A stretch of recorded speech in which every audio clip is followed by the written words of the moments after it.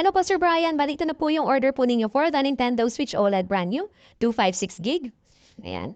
Sa our SD card, naka-insert na rin po siya sa inyong Switch unit. Serial ending in 3398. Which is of course, same din dito. Meron ding serial sticker dito sa box. 3398. So currently, nasa jailbreak mode po tayo. Ito naman yung mga games that you've requested po which we were able to install. And then sa album folder, andito po ang ating mga homebrew applications.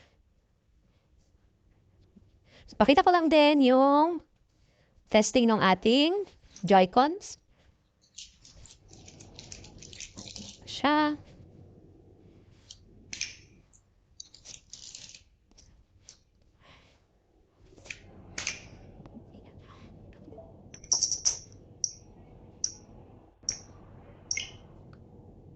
Let's first start with our analog.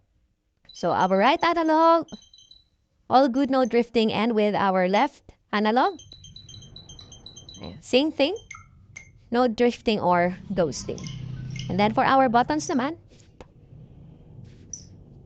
our ZR, ZL natin, LR, plus minus, ADXY buttons, our directional buttons, analog buttons, the screenshot, SLSR, for both our left and right Joy-Con.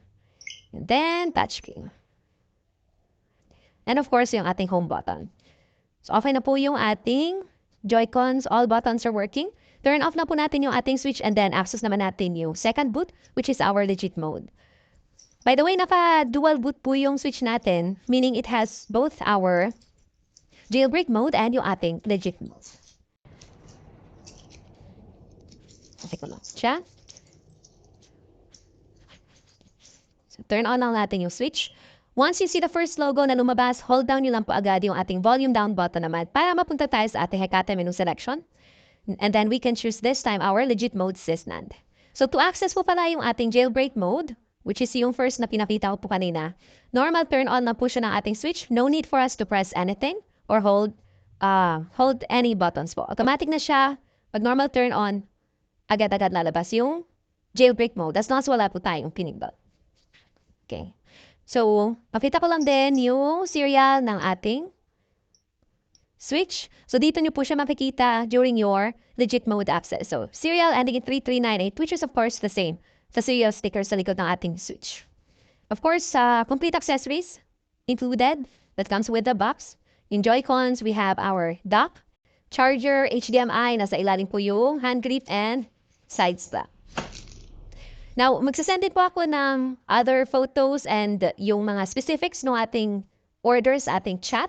Pa-wait na lang din po na mag-update yung tracking information sa inyong app. By the way, this is going pala to Benguet.